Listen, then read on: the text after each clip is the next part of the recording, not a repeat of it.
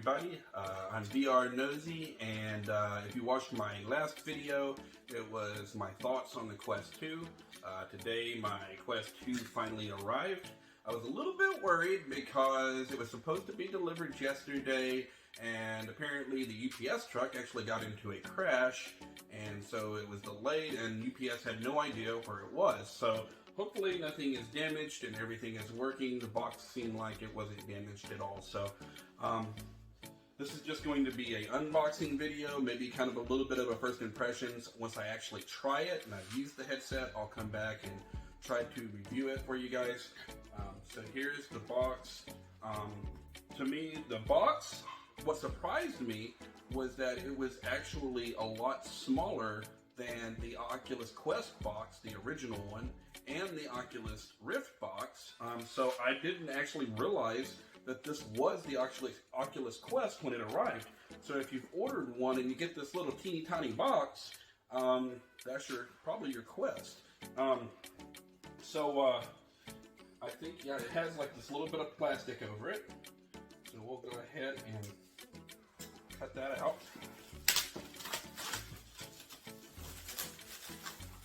One thing Oculus has always done well is their packaging. They've always done really nice packaging. And I think the packaging on this so far looks pretty good. There's nothing really to read that looks important on the outside. They do have some games on the back. Now, if you're new to this, these games are in the Oculus Store, inside the headset. And these games, I believe, are all going to cost money, except for Horizon, which is a Facebook game that they will be coming out with, I think, later in 2021. So this should be asleep if it's like the previous Oculus headsets. Now, this time they went with this light brown. I was always really a fan of the classic black box that they did. This, although it does feel very high quality. I'm not the biggest fan of the brown and the white, but I do think that it's still a very high quality packaging. So we will open this up together. I'm assuming this just opens up. Okay. So they've got some instructions right here, 1, 2, and 3. You don't know if you can really see it in the camera. But it's just basically showing you how to use like your controller, the headset, and the headset strap. So in the box, and again, this feels really high quality. I do like their packaging. They do that well. We have the touch controllers. I've actually been waiting to field these because I was told that they are very similar to the Oculus Rift CV1 touch controllers, which I really loved compared to the Rift S and the Oculus Quest, original Oculus Quest touch controllers. And I can tell you that this is much more similar to the Rift CV1 touch controllers. So I do like this just from initial impressions. I'm not the biggest fan of the color. I said that in the last video, but it does feel really good. One of the things on the CV1 that I did really like was that the ring actually went around the bottom, so if you accidentally smashed something, it sort of saved your fingers. Now, since they've gone to inside-out tracking, where the tracking is in the headset instead of mounted on the walls, the rings are now around the top, and that's for tracking purposes. So you don't have that protection. But one thing I'm noticing that they did a little bit different is that with these touch controllers, I think there's a little bit more space between where my finger is and the edge of the controller. So if I did hit something, there is a chance that it might not hit my finger. It might actually, the controller might still save me a little bit. Okay, we have the headset next, which is really in there good. Okay, so first impressions of the headset, as far as just picking it up, it does feel lighter than the original Quest. I think that might be due to the strap, though, that they have there. So I can tell that they do have a piece of paper or plastic going around the Quest here. Right here in front, we have a piece of paper there, which basically states move lenses left or right to find the cleanest view. So that's talking about the IPD slider that we talked about in the last video. There used to be a slider on the bottom down here on the old Quest where you could adjust it exactly to your eyes, and we can no longer do that. We have 3 preset settings that we can choose from manually for our IPD. So that's what that's giving instructions on. Nothing else there that's really of importance. That was kind of tied to the strap. I just slipped that off. So we'll go ahead here and pull this out. And I want to take this, it's got this piece of paper on here. The paper is white, but the Quest itself is actually more of a gray. So you can kind of see the difference in the color there. So this is white, but this is actually more of like a light gray color. Now, I previously said that I found the Quest 2 to look ugly in the pictures online. So, what am I thinking right now? Well, I think the Quest 1 looked a little bit more like kind of high-end out of the box. I'm not the biggest fan of the plastic going all the way around. The color ain't bad. Like, I mean, I don't mind that it's white, but again, I think it would have been cool if I could have chose the color of my Oculus Quest out of, you know, an array of colors, whether it be blue, green, orange, red. I think that would have been cool, or to be able to get a Beat Saber themed Quest or something along those lines. I think, you know, would have been really neat. But it's not horrible looking. I'm still not a fan of the strap right here. So one thing some of my friends were talking about who had received it was that this facial interface felt better than the pre-cut pick there. My camera ran out of memory, so jumping back in at what I was saying, I was talking about the foam going around the Oculus Quest. My friends who tried it already said that it was much more comfortable than the previous versions that the Oculus had. I would say that I ultimately agree with that. I do feel like this feels a little bit more premium than the other facial interfaces. Now, I've done videos in the past regarding a facial interface for the Oculus Quest 1 called the Face Phyllis Foam, which I loved. And while I think that might still be a little bit more comfortable than this actually reminds me of that. So this is actually an upgrade to their default foam facial interface. I actually really like the feel of this. Now, I have ordered the VR cover facial interface, which I had planned to put on here and use, so I will be using that because, at least I plan to use that unless I find this more comfortable, because I did not expect this to be as comfortable as it is. To remove your facial interface, it should just kind of pop out just like that, and if you have another one, you would just pop it back right back inside. Now, your lenses are going to have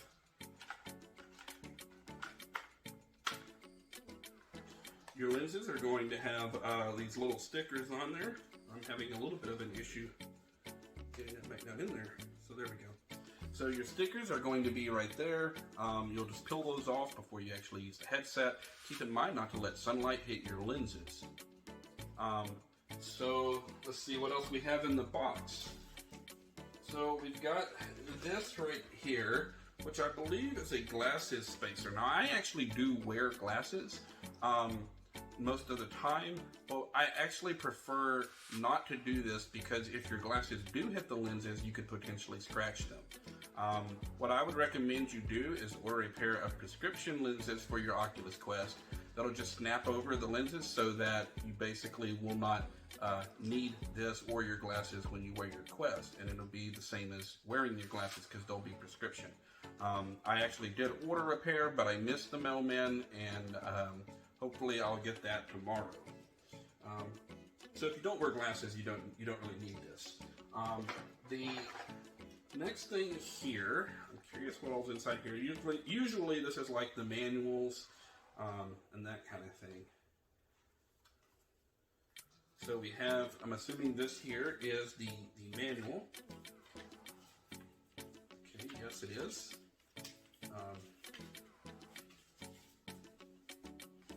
Looks like you're going to have a quick start guide, basically talking you through how to wear the headset and that sort of thing.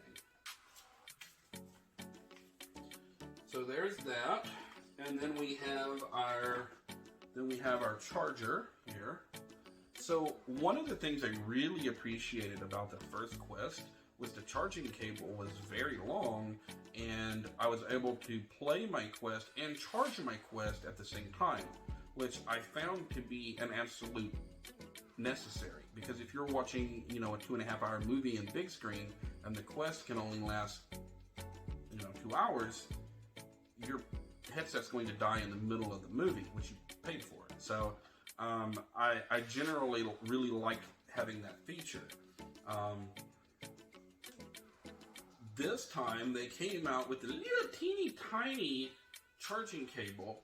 Not only is it smaller, but it definitely doesn't feel as premium or high end as the original charging cable for the Quest.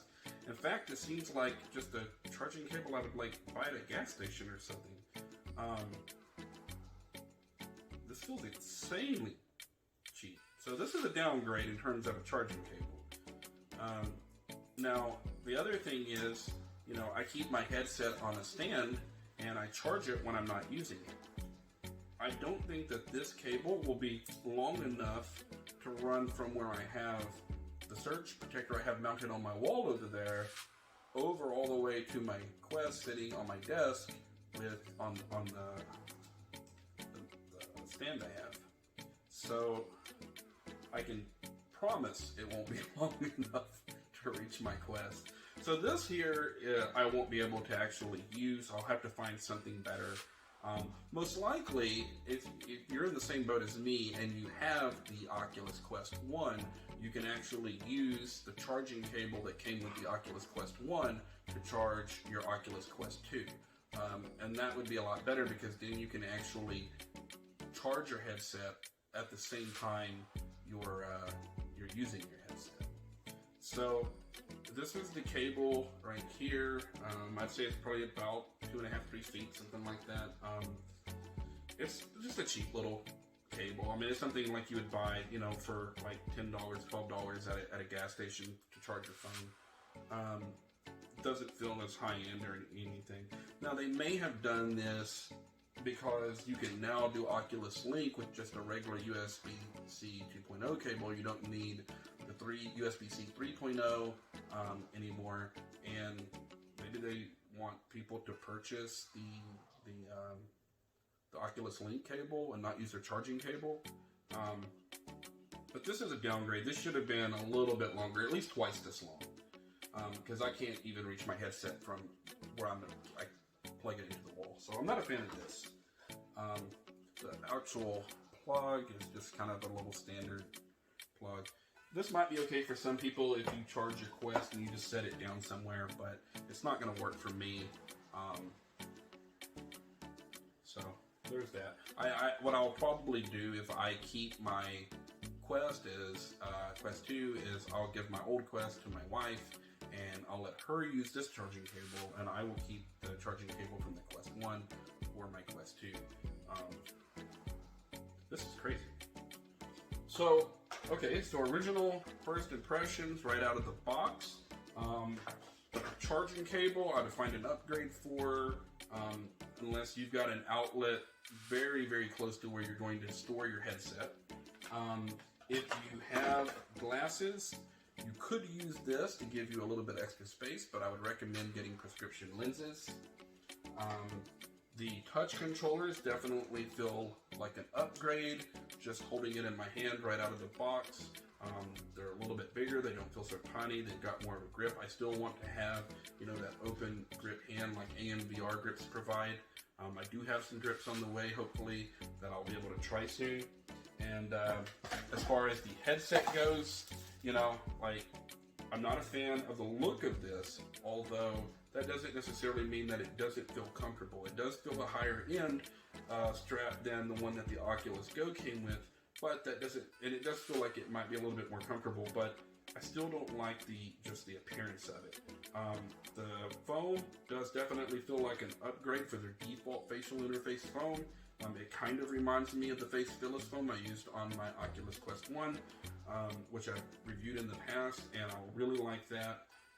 The color, I don't hate the color, but to me, I don't really know why they went with gray. I would have liked to have maybe seen some options, some color options. So that's it, guys. I look forward to getting it set up and being able to do like a review of the Oculus Quest 2. As of right now, that's it. If you guys have any questions, be sure to drop them in the comments below, and I'll catch you guys around in the next video. And by the way, if you like this, subscribe to the channel and like and share the video. Thanks, guys.